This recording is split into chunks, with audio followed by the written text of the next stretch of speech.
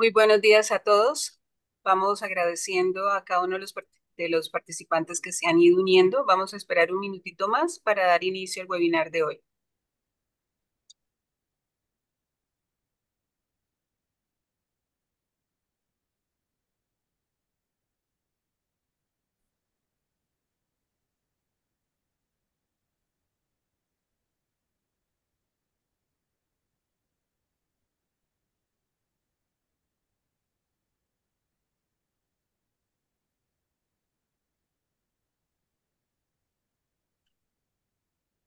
¿Y qué pasa hoy? Estamos esperando que carguen, ¿no, Santiago? Para ahora, yo creo que ya podemos partir, Marta. Muy buenos días a todos. Gracias a todos los que ya están conectados. El día de hoy tenemos como tema central la internacionalización de compañías desde Chile como holding. Vamos a dar inicio. Este webinar ha sido preparado con el ánimo de también explicar el impacto del nuevo convenio para evitar la doble tributación con Estados Unidos. El día de hoy nos acompaña el señor Santiago Mon, abogado managing partner de Mon Group, Omar Morales, abogado de Mon Group, de acá de Chile, y Máximo Sotomayor, gerente divisionaria tributaria también acá de de Chile. Vamos a partir con don Santiago y a medida de que se va desarrollando la webinar van a intervenir Onar Morales y Máximo Sotomayor. Muy buenos días a todos. Buenos días, ¿ah? Mi nombre es Santiago Montt. En primer lugar, agradezco el espacio que se han hecho para escucharnos y ver esta presentación, especialmente que la hemos preparado después que entró en vigencia el convenio de doble imposición entre Chile y Estados Unidos. Bueno, eso ya sucedió en enero. Muy bien. La aproximación que queremos hacer en esta presentación es identificar los mercados de Latinoamérica y ver cómo debemos organizarnos y operar para tener éxito en estos mercados nuestros, pidiendo que los especialistas, nosotros, nos digan cuál es la forma para moverse en ellos con el menor costo tributario y de roce administrativo. Todos conocemos que los dramas de América Latina son impuestos variados y una cantidad de requisitos administrativos interminables que es capaz de atrapar al Gulliver, ¿no es cierto? Que lo dejen amarrado y lo dejen inmovilizado. Nosotros distinguimos dos grandes mercados en América Latina, especialmente pensando en el comercio de servicios. Por un lado, el mercado de la América Latina hispana y por otro lado, el mercado de la América Latina portuguesa, lo que hoy es Brasil. Son dos mercados completamente distintos, de ambiente regulatorio completamente distinto y hay que pensar que Brasil no está en Sudamérica, sino que es un continente separado. Eso es lo más práctico. Ahora bien, en internacionalización yo distingo lo que es la internacionalización de lo que es la internacionalización de productos y mercaderías, la internacionalización de servicios y un tercer tema que es la estructuración de holdings y conformación de grupos internacionales de compañía. Dado que el tiempo que tengo es muy corto, estoy limitado a 10 minutos para que podamos hablar los tres. No voy a hablar de la internalización de productos o mercadería, es algo bien conocido por todo, pero sí quiero marcar un tema en este aspecto, que es las compañías trading, las trading companies de Uruguay. Quiero que cada uno de ustedes conserven en su memoria que existe esta figura en la legislación uruguaya. Esta es una compañía doméstica que se establece en Uruguay, y que tiene como giro la intermediación, la comercialización de productos del exterior y hacia el exterior. Vale decir, la compañía que usted pone en Uruguay importa mercancías y productos desde un país del exterior y los revende a otro país del exterior sin que la mercadería pise Uruguay, sin que la mercadería pise Uruguay.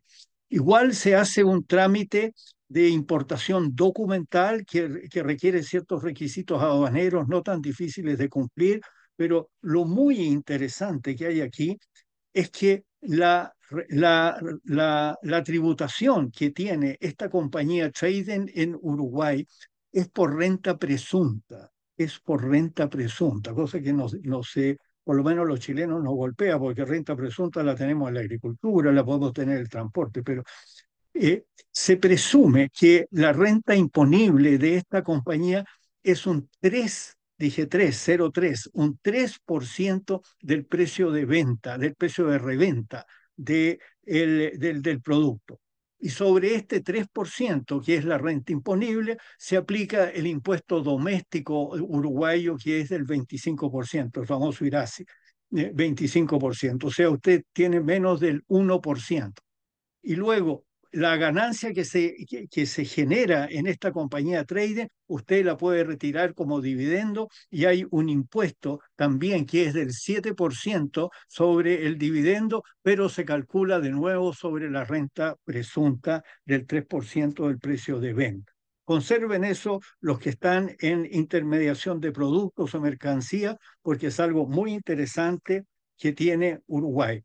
Les recuerdo que Uruguay no es un país que esté en las listas de baja o nula tributación en Chile, ni en ningún lado, ni tampoco en la OCDE. Y vamos al tema mío propiamente tal, que quiero hablarles hoy día de internalización de servicios. La internalización de servicios, por experiencia, nosotros trabajamos mucho en esto, puede ser en mi modo de tres modos. Una internalización directa, una internalización a través de agencias de contratación y una internalización por medio de incorporación de compañías en el país sede. ¿Qué es la internalización directa? Nosotros tenemos una compañía en Chile y la compañía en Chile contrata un ingeniero venezolano en Venezuela. ¿Ah? Le hago un contrato de profesional independiente y yo le pago a Venezuela. Bueno, en Venezuela hay métodos de pagar, pero o le pago a Argentina también. Había que abrir una cuenta corriente en Estados Unidos y depositarle en la cuenta corriente en Estados Unidos. Es un contrato independiente, no laboral, sin exclusividad, pero con confidencialidad y con retribución según parámetros convencionales. En el contrato hay que incluir una cláusula de propiedad intelectual y estará sujeto a retención en la fuente en el impuesto, con impuesto adicional en el país pagador. O sea, yo que le estoy pagando al venezolano tengo que retener el impuesto, ¿no es cierto? Que es un monto que hay que ver, cuál es el monto, hay que ver la ley interna chilena y ver también el convenio de doble imposición que puede hacer con ese país. Normalmente funciona entre un 10 y un 15, en algunos casos puede ser cero si es artículo 7 del convenio. Omar Morales, que es experto en el convenio, les va a explicar bien esto. Otra forma de contratar, ¿no es cierto?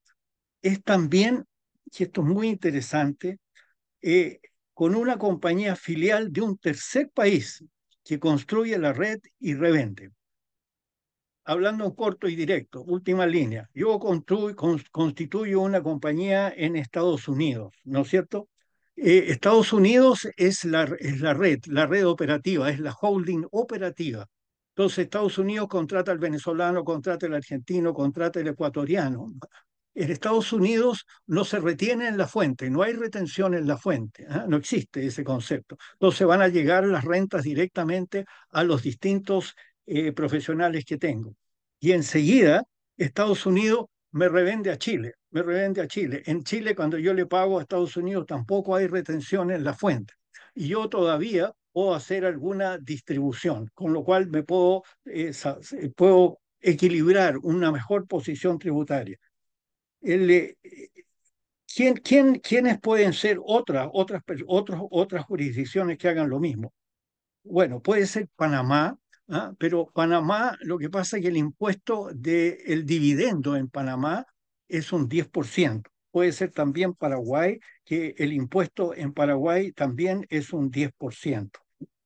Y en Uruguay es cero. En Uruguay es cero.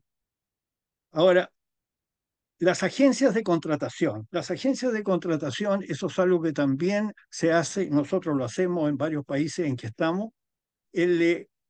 Usted contrata a una empresa, por ejemplo, la compañía nuestra, Mon Group Perú, por decir, ¿ah? Y Mon Group Perú lo que hace es que Ella contrata a todos los trabajadores, a todos estos profesionales que usted tiene. Ella la contrata con un contrato laboral, cumpliendo con todos los requisitos, con toda la formalidad y, y con un contrato fiduciario con usted. Vale decir, toda la producción de esos, de ese grupo de profesionales es entregado por la compañía peruana a usted a través de una factura, ¿no es cierto? A través de una factura.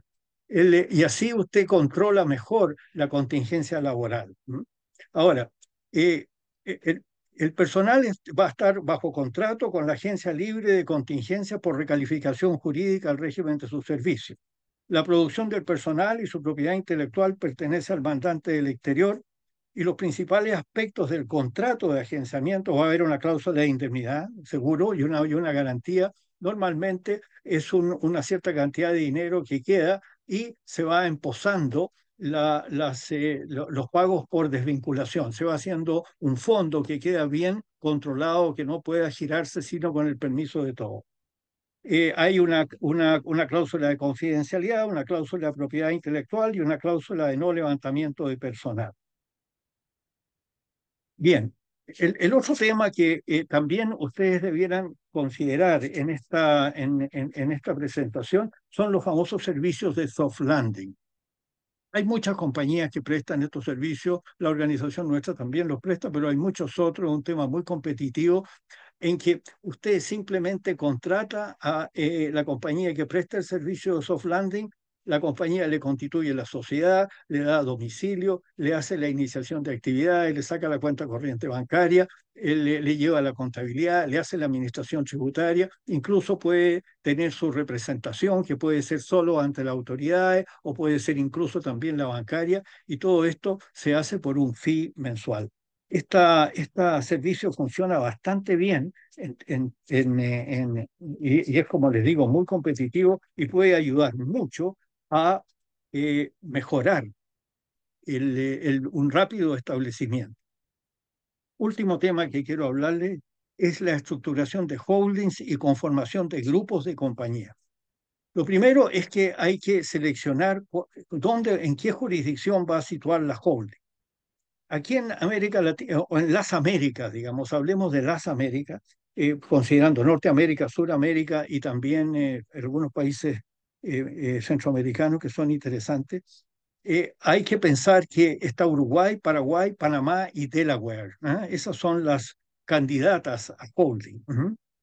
El, eh, el, la- eh, ¿Cuál es la tributación? Última línea. En la holding uruguaya paga cero. La holding paraguaya paga cero, pero los dividendos pagan 10%. La holding panameña paga cero, pero los dividendos pagan 10%. Y la holding de Delaware, si es una Delaware, una LLC transparente con socios no residentes, no paga nada en Estados Unidos, pero refiere al país de la residencia. ¿Ah? Entonces hay que tener cuidado, hay que organizar eso de una manera más sofisticada, que no es el momento aquí de dar los detalles respectivos. Ahora, ¿quiénes van a ser los controladores de la holding? ¿Personas humanas o compañías? Esa es una decisión que hay que tomar caso a caso. ¿Ah? Sí, por último, un consejo. Si usted tiene en la cabeza que quiere hacer una holding, hágala lo más temprano posible, porque cuando usted lo hace, cuando ya las compañías tienen algún grado de madurez, se va a encontrar que las distintas compañías que hay tienen utilidades retenidas. Y cuando usted quiere transferir las acciones de estas compañías con utilidades retenidas a la holding, se va a encontrar con que va a haber un impuesto a la renta en el país sede eh, respecto de las utilidades retenidas, que puede no ser bajo eso. ¿Ah? En algunos países más bajo, en Perú es un 5, pero en otros países es impuesto a la renta completa. Y eso sería lo que yo puedo explicarles en mis 10 minutos que he tenido. Muchas gracias. Ajá. Muchas gracias, don Gracias. Santiago. Vamos a dejar de compartir en este momento para que pueda Omar colocar su presentación. ¿Se ve la mía? Todavía no, ya te doy, ahora sí, se ve la tuya. Por favor, Perfecto, Omar, gracias. continúa. Muy bien, muy amable, gracias. Buenos días, gracias por el interés de los participantes en escucharnos sobre el tema de internalización desde Chile. Em,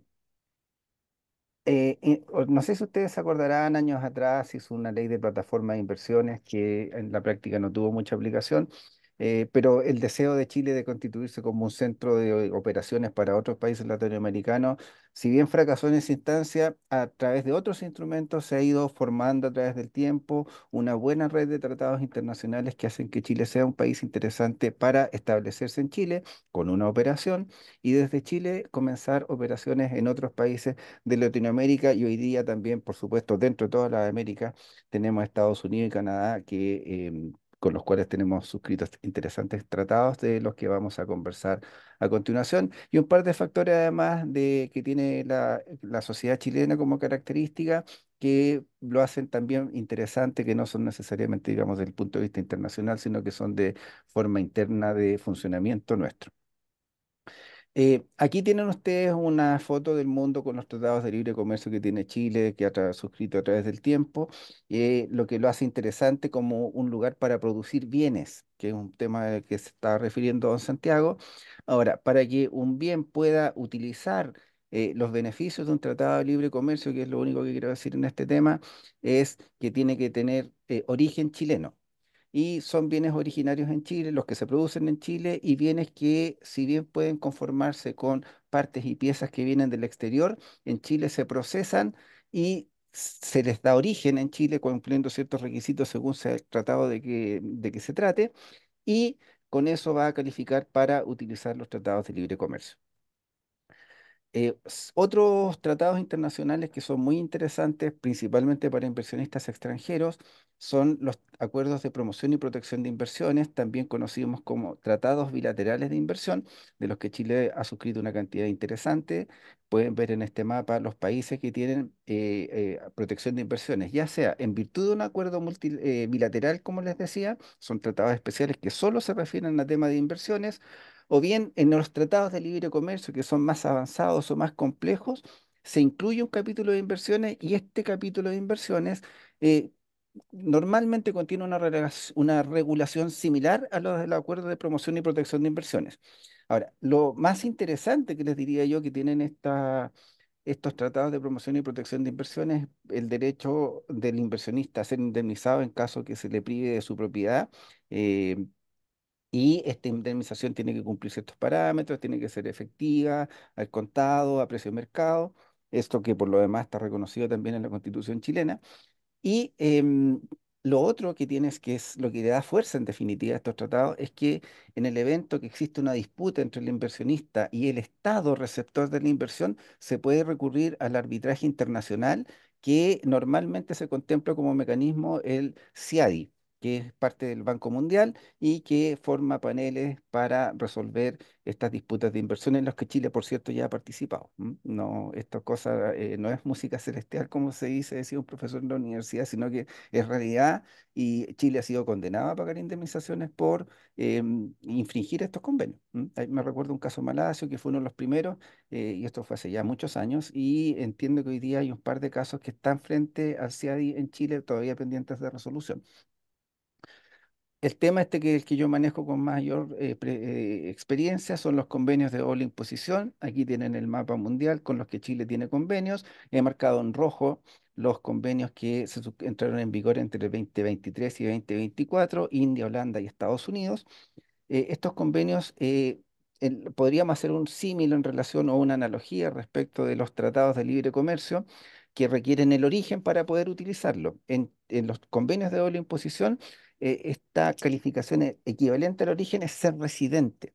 ¿M? O sea, el residente de Chile va a poder invocar el convenio con cualquier país que Chile lo haya suscrito y para eso se emite un certificado de residencia fiscal que se presenta a la otra parte, decirle, mire, yo tengo el convenio, entonces, por ejemplo, en este caso, que usted me tendría que aplicar una retención sobre mi factura, no la aplique porque por el artículo 7 de estos convenios, normalmente no hay retención en la fuente y por lo tanto vamos a operar, digamos, pago de facturas netas sin deducciones y eso resulta siempre interesante, no solo porque, ahora, no solo porque el tema, digamos, que ya no se paga un impuesto, sino que también en el caso que se llegare a pagar un impuesto, en los tratados, en estos convenios, se asegura que el que ha sido afectado por ese impuesto, el que emitió la factura, el que se le retuvo parte de su factura, va a poder usar el impuesto retenido como crédito contra sus impuestos a pagar en el país, en este caso Chile, ¿m?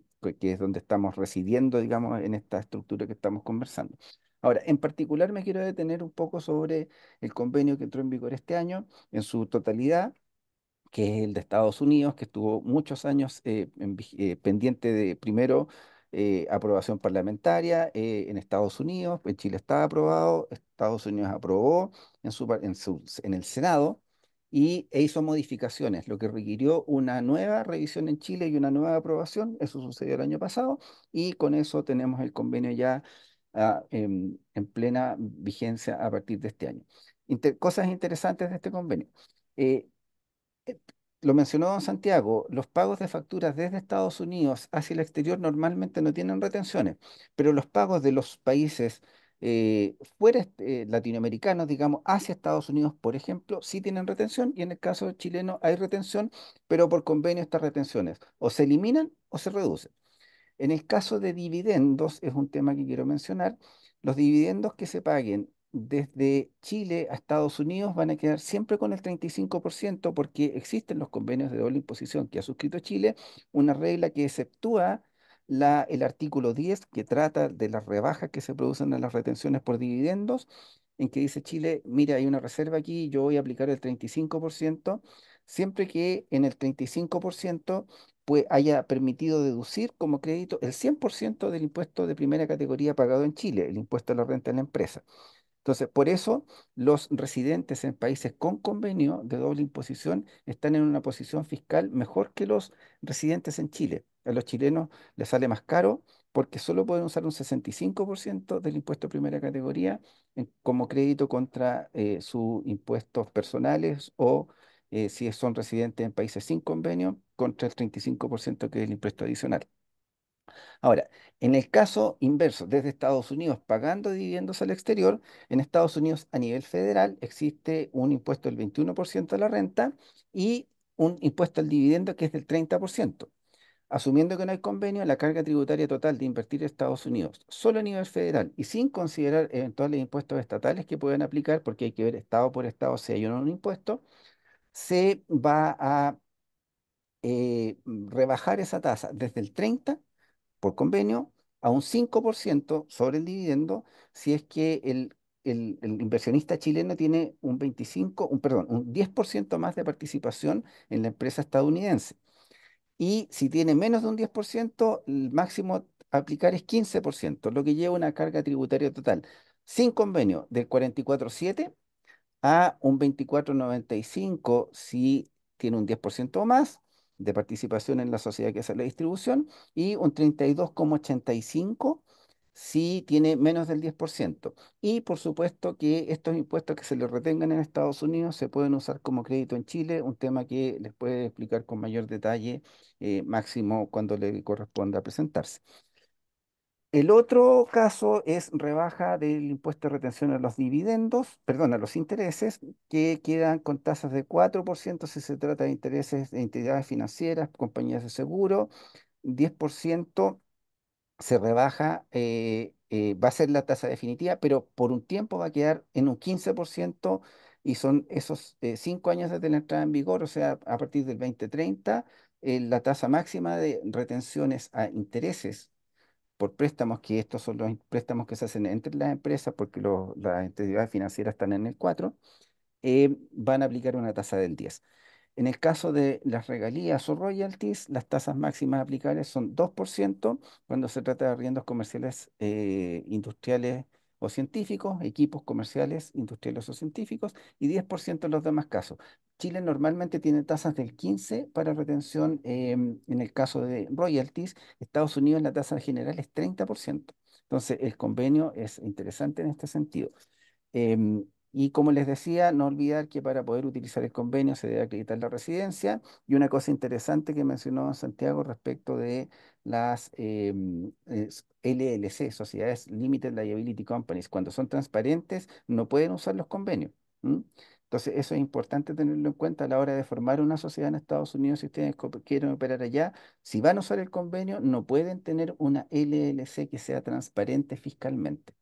Podemos aclarar la duda o comentar sobre esto si quieren más adelante al final. Hacemos una ronda de preguntas y respuestas. Otro tema que quiero referir son los convenios que tiene Estados Unidos con los países del mundo. Bueno, aquí tienen el mapa completo, pero fíjense ustedes, Estados Unidos solo tiene con México, Venezuela y Chile porque Chile en algún momento tuvo muchos convenios de doble imposición en relación con otros países de la región, pero hoy día se han, digamos, igualando porque han ido suscribiendo bastantes convenios. Brasil, por ejemplo, tiene muchos convenios y desde mucho antes. Argentina también, México, Perú, Colombia. El número varía, pero la tendencia es a suscribir estos convenios. Otros temas que les quería decir yo que hacen a Chile interesante como un lugar para iniciar una operación desde aquí y luego internacionalizarse es la percepción de corrupción que está de las más bajas de la región y consistentemente ha sido así a través de los años. Uruguay normalmente también aparece un nivel de corrupción bajo, que es comparable con países que uno considera desarrollados a veces.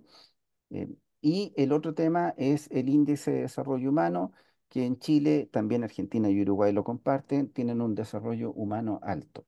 Esto significa que la sociedad tiene un alto nivel de ingresos, las prestaciones de salud son razonables, la esperanza de vida y el nivel educativo.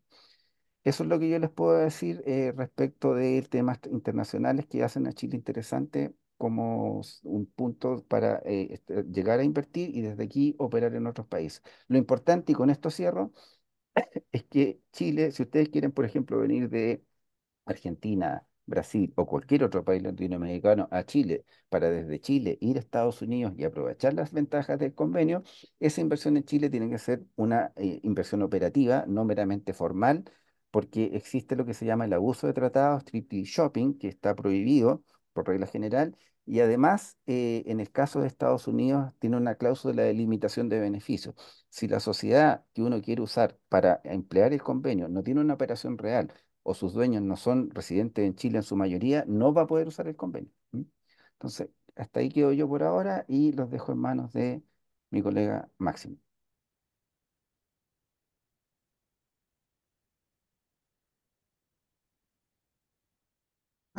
Buenos días.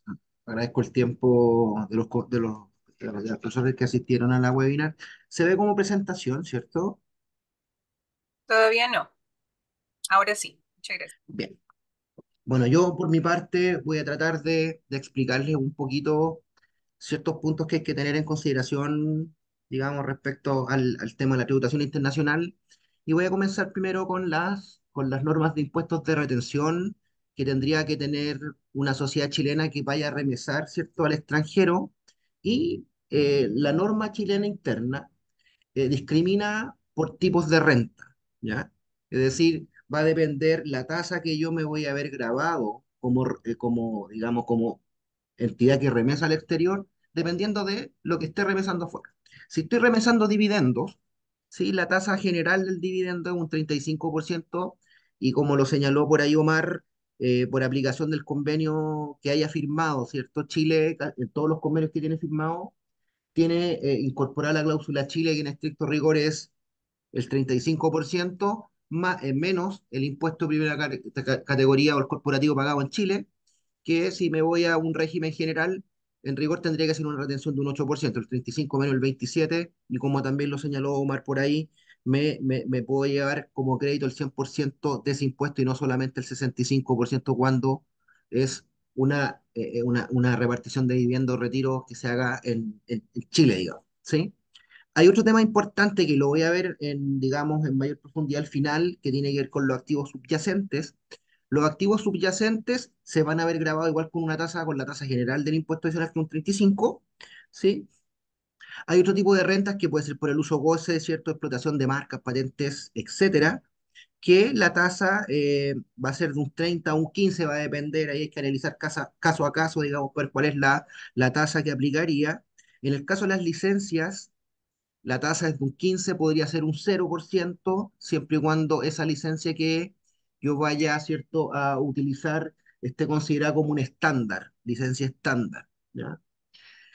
También hay que tener cuidado si es que el beneficiario de la renta está domiciliado, ¿cierto?, en un paraíso fiscal de acuerdo a las normas del artículo 41H, donde está la nómina de paraísos fiscales bajo la normativa chilena, que al final es la nómina que tienen casi todos los países de la OECD. Los intereses, como también por ahí lo dijo Omar, sí, es de un 4%, ¿cierto?, cuando corresponden a instituciones financieras.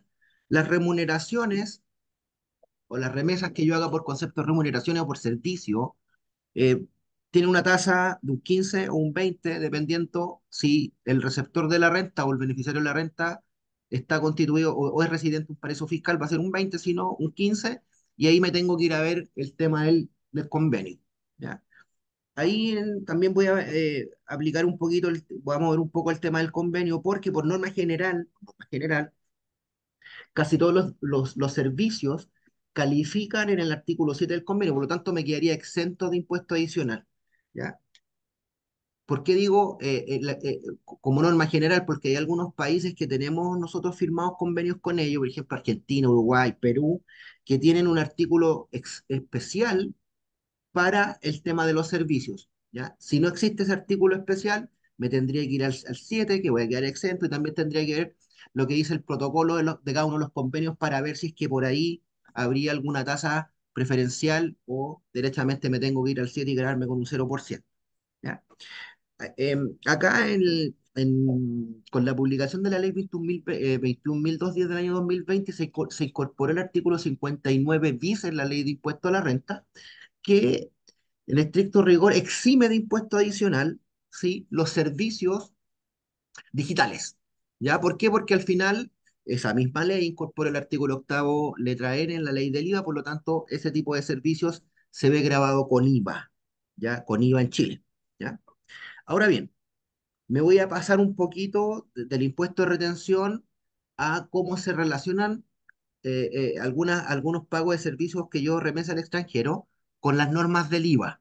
¿Ya? Como bien les señalé recién, el artículo 59 deja liberado de impuesto adicional, ¿cierto?, el pago por servicios digitales, ¿sí? Y eso al final me grabo con IVA en Chile, ¿sí? Y eso tiene que ver con, por ahí por el año 2014, la OECD, ¿cierto?, se puso a trabajar en diseñar un plan de acción para poder evitar, ¿cierto?, la erosión de la base imponible, el traslado de los beneficios tributarios, y emitió el plan BEPS, ¿cierto?, por sus siglas en inglés, y la acción uno hablaba de las plataformas de estos servicios digitales. Chile, con la ley la 20.780, no incorporó, digamos, eh, o no consideró grabar este tipo de rentas y lo hizo con la ley 21.210, que se aplica IVA, qué sé yo, y digamos, el prestador del servicio no residente en Chile, si presta servicios a una persona natural que no sea contribuyente del IVA, tendría que aplicar las normas, ¿cierto?, de, de ¿cómo se llama?, de un régimen simplificado para que, en estricto rigor, ese no residente entere en arcas fiscales el IVA, ¿ya?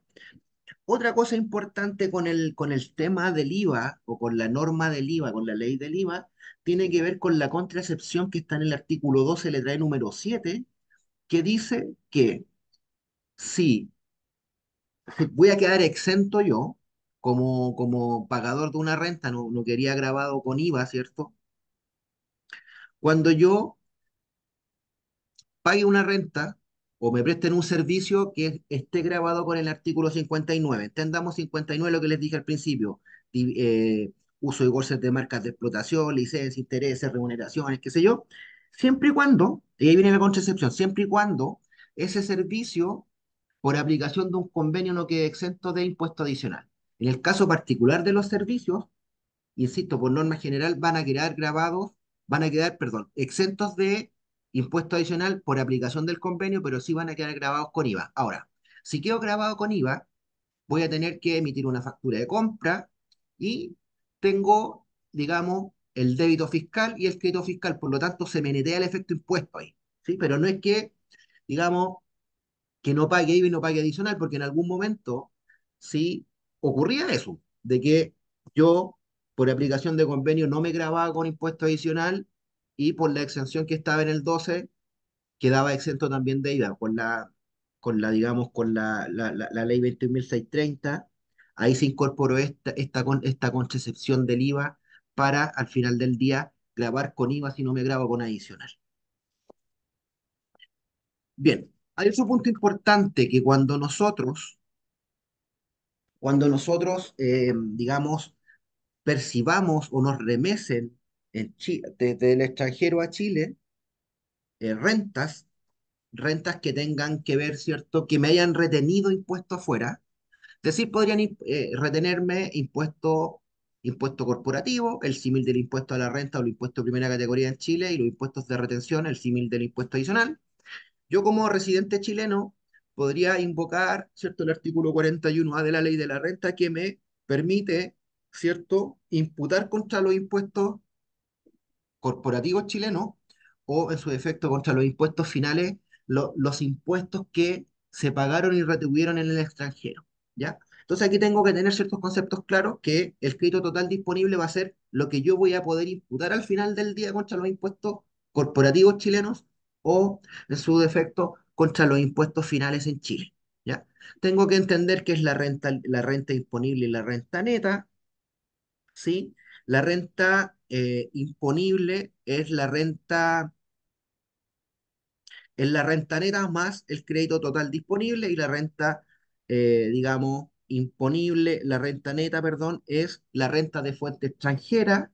Es como una renta de fuente extranjera, es decir, los ingresos que tuve en el extranjero menos los gastos que tuve que incurrir para generar esa renta al extranjero. ¿Vale? Y ¿cuál va a ser al final del día mi crédito total disponible? Va a ser el monto menor entre el tope individual, el tope individual y el tope global.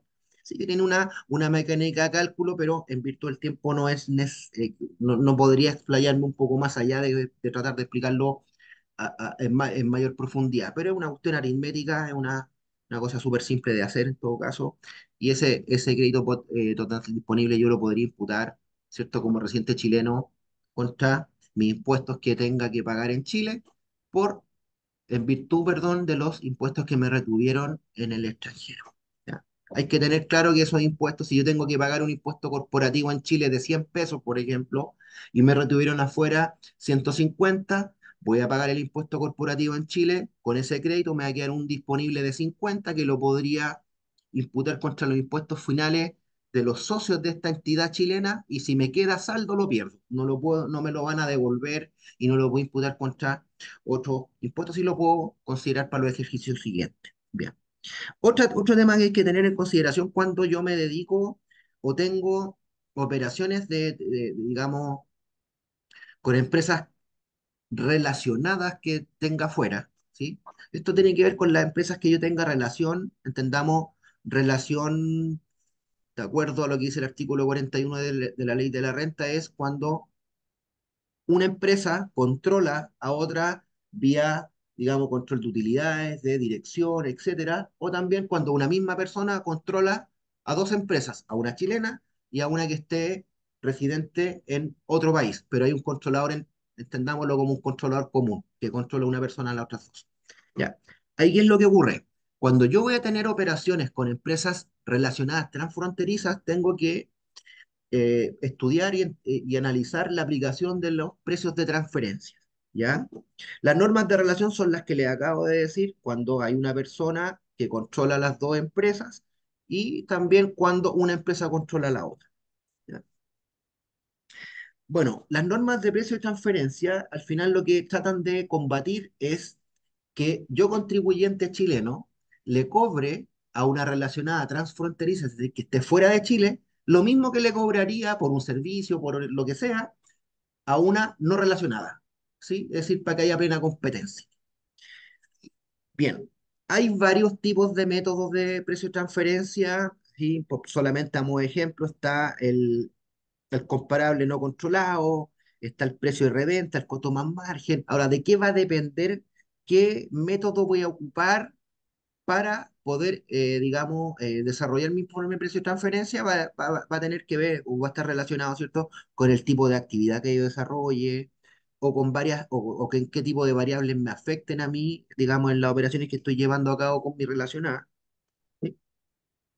Bueno, el informe de precio de transferencia lo hacen, ¿cierto? Entidades que se dedican al tema de informe de precio y al final del día es un respaldo que yo tengo ante una posible fiscalización del Servicio de Impuesto Interno que me va a permitir a mí, ¿cierto? Ir, digamos, tener digamos, cerrado o para que no me puedan, digamos, impugnar los precios que tengo, te puedo reclamar si no estoy de acuerdo, hay que hacer una serie de declaraciones, puedo acordar anticipadamente con el servicio tal precio, ¿cierto? Y también podría ser si es que el servicio entiende o, digamos, determina que hay ¿cómo se llama? Un ajuste que hacer, lo tendríamos que hacer y llegar ahí, ¿cierto? A cerrar un poco el tema. Ya, otro tema al que yo les decía que era importante es de los activos subyacentes, y esto tiene que ver que si yo estoy, ¿cierto? O quiero vender acciones de una sociedad chilena, tengo que tener cuidado cuando, ¿cierto? Cuando de esas acciones que yo voy a vender, el 20% del valor corriente en plaza de esas acciones digamos, de esas acciones que yo voy a vender, provienen de derechos, acciones o cuotas, digamos, u otro título de participación que yo tenga, ¿sí? Una agencia o cualquier otro tipo de establecimiento permanente en Chile o cualquier tipo de bien mueble o inmueble, ¿ya? Es decir, si me voy a ver grabado con impuesto adicional cuando al menos el 20% del valor corriente en plaza de la empresa que voy a vender las acciones está el valor corriente en plaza de esa acción, perdón, de esa empresa, corresponde a uno de estos tres ítems. También tengo que tener cuidado o tener en consideración que también tengo, para que me aplique esta norma de los activos subyacentes y verme grabado con el 35%, es que yo venda o enajene a lo menos el 10% de las acciones. ¿Vale? También aplicaría esta tributación con el 35%, ¿cierto? Cuando eh, la proporción a que corresponde a la participación indirecta que yo tenga en esa sociedad, ¿cierto? Sea superior o igual a 200.000 unidades tributarias anuales y cuando las cuotas de acciones, título de derecho extranjero en el general hayan sido emitidos por una sociedad o entidad digamos, domiciliada o residente en un territorio de baja o nula tributación. Este punto es súper importante tenerlo en consideración porque lo que se trata de evitar acá es que yo no venda en estricto rigor la compañía o los activos de la compañía a través de las acciones.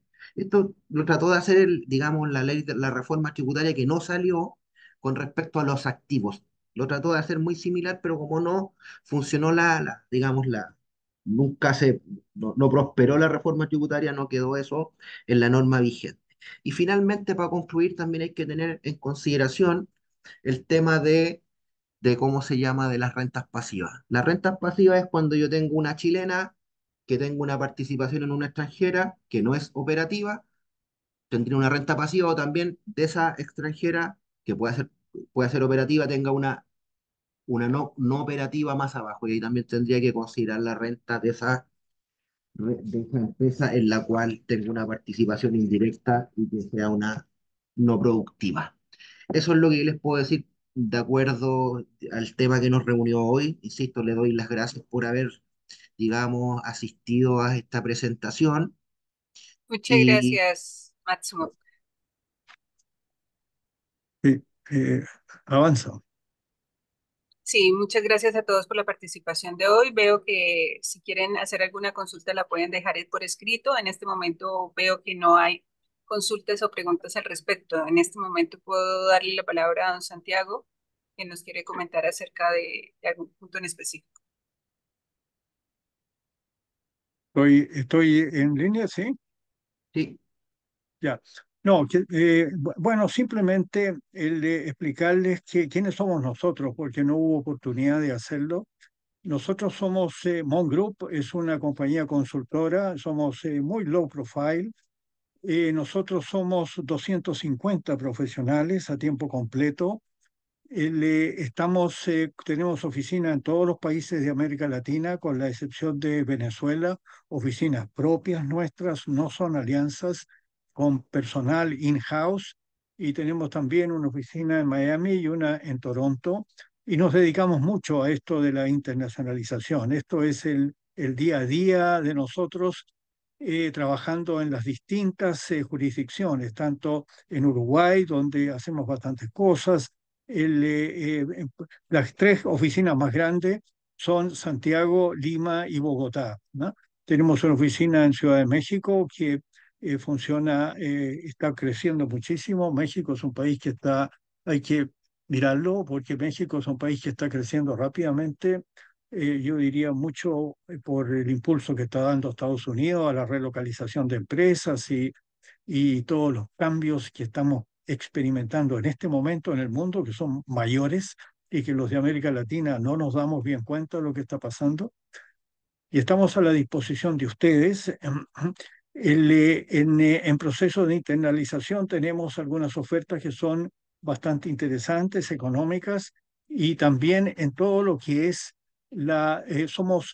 damos el servicio de agencia para la contratación de profesionales, y ayudamos bastante a empresas en la contratación directa, que es algo que las empresas de tecnología de la información han usado mucho, y han tenido bastante éxito en eso, con pocas dificultades, porque siempre se dice, oye, ¿qué pasa si me demanda laboralmente? Pero si hay un contrato razonablemente bien hecho, es muy difícil que tengan éxito en una demanda que tendría que hacerse en el país de la residencia de la persona, ¿no? De manera que yo diría que la contingencia es bastante baja. Cualquier duda, cualquier cosa, por favor, consúltenos. En cuanto a lo que explicó Omar, que es importante tener en cuenta que si vamos a hacer una figura más compleja, en que instalamos una holding operativa en Estados Unidos para contratar servicios de todos los países, que enseguida le vende servicios a Chile, no va a haber retención, los pagos que haga Chile, ¿no es cierto? Y eventualmente Chile podría a su vez hacer algunos contratos con otros países de Latinoamérica. Por supuesto que tiene que haber materialidad en la compañía chilena, y eso hay que cubrirlo bien para que no haya una acusación de treaty shopping. No es difícil hacerlo. El, eh, el, y todo esto puede armarse razonablemente bien, con seguridad. Como siempre en América Latina hay que tener cuidado con los tiempos, ¿no?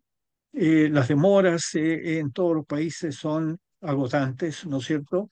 En cualquier país constituir una sociedad, no solo en la cosa legal, ¿no es cierto?, de tener la escritura hecha y registrada, sino en tener abierta la cuenta corriente, en tener la autorización para facturar y todo eso. Hay que cruzar varias vallas administrativas que pueden ser mucho más lentas que registrar la sociedad en el registro mercantil o en el registro público respectiva, ¿ah? Eso hay que tenerlo siempre con mucho cuidado y con un buen planeamiento. Bueno, y eso es todo. Muchas gracias, ¿no? Muchas gracias, don Santiago, Omar y Máximo. Hay algunas Sí. consultas en cuanto a cómo obtener este material. No se preocupen que en el seguimiento ustedes pueden tanto solicitar una reunión para aclarar y profundizar, o también se les puede compartir el link de esta grabación. Muy buenas tardes para todos. Muy amable, muchas gracias. Chao, Que hasta tengan luego. buen día, hasta luego.